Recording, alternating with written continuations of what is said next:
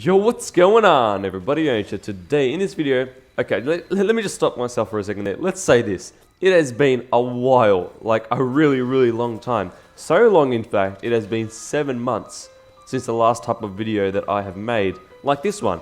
But today I bring you how to improve your inner spy. Okay, so to get us started, I did start off with being a spy main, and to a certain extent, I still am. So in this video, I'll be pretty much telling you guys how to improve on certain areas of playing spy, and what I do to improve on those areas.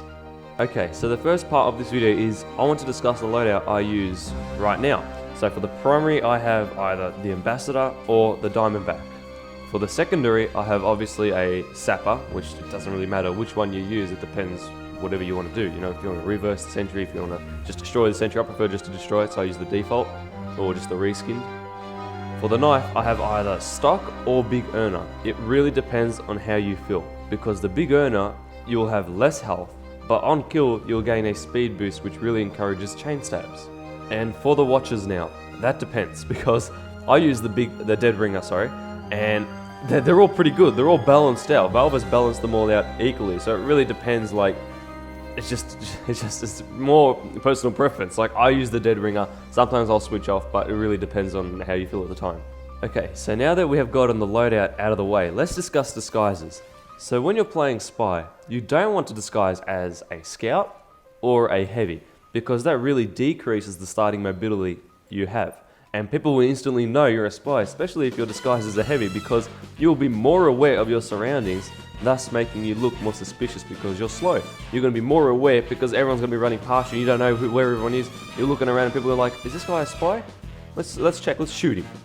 I normally disguise as either a sniper, pyro, demoman, NG, medic, or spy, the enemy spy, because all those classes won't decrease your speed in a way that you can be easily found out by the other team. Now, for example, let's say you disguise as a spy. If you change weapons and push B on your keyboard, it will change the weapon of the person you're disguised as, therefore making the other team think you're on their team. That's why you'll see me switching weapons during the gameplay right now. If you check the bottom left hand screen, or the left hand side of the screen, you'll see me switching weapons a lot and pushing B. The writing down the bottom there will switch names because you're obviously changing weapons as your disguised character. Now let's talk about blending in. Always remember what your disguise is. Don't forget that, because you always want to act as if you are the sniper or whoever you are disguised as. Because if you don't, and you keep going in for the kill, the enemy team will start always spy checking. But if you pick your kills and act as if you are the sniper or whoever you are disguised as, then it will make it significantly harder for the enemy team to keep track of. And one more thing, don't keep disguising as the same class. Switch it up. You've got 9 classes to choose from. Keep switching. You'll keep the enemy team guessing. Also, while we are on the topic of disguising, you can also transfer all that I just said to friendly disguising. So once the enemy team goes to shoot you, hold the dead ringer out and use the speed boost it gives you to get behind the enemy team and then change disguise again. Next thing you want to practice is side stabs, matador stabs, and stair stabs if you want, because stair stabs are a little bit more predictable. I mean, like, for example, let's just say this is for matador stabs. When you go around a corner and you know someone is chasing you, turn your body towards them so you can stab them quickly. So strafe around them, hold S or D, whichever corner you're at. And as they're turning the corner, just strafe around them to the side, and then you'll be able to stab them on the side. And that counts as a backstab as they're turning the corner, because rarely people will expect it. Now, you will come up against players who are smarter than just to dive in like that into those traps. So you've got to be prepared to keep them guessing. Even more so, quick change of directions are one of the spy's best advantages. All you need is them to slip up once, and it's a one-stab kill. This takes a lot of practice. I'm still practicing this.